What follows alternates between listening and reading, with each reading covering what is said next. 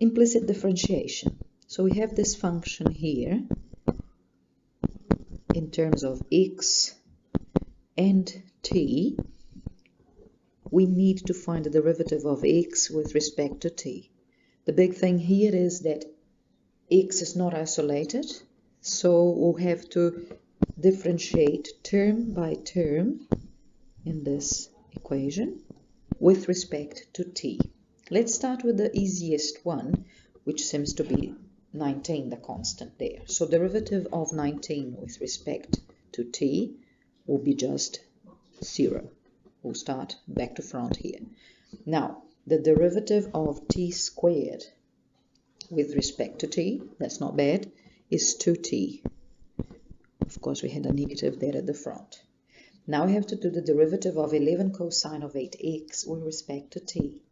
So we have an inner function, which is 8x, not in terms of t, and we have the outer function, 11 cosine of that.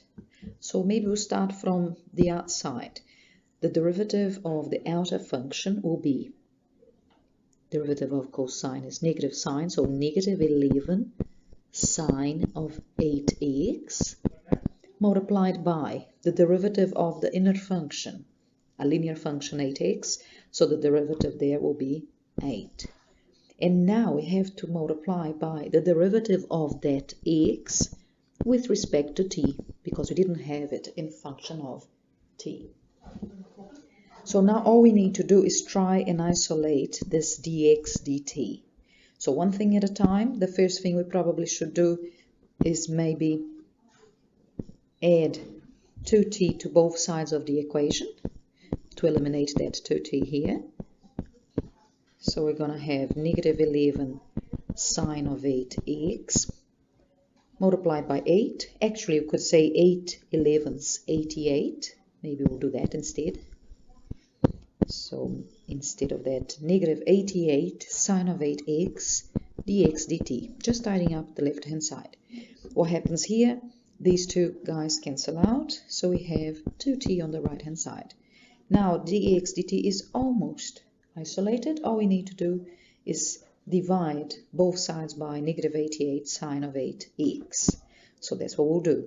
Dx dt will be 2t divided by negative 88 sine of 8x.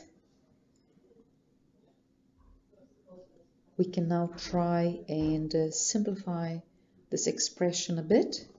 The 88 and the 2 can be cancelled out. So we could have something like t, or we can even keep the negative on top, negative t over 44 sine of 8x.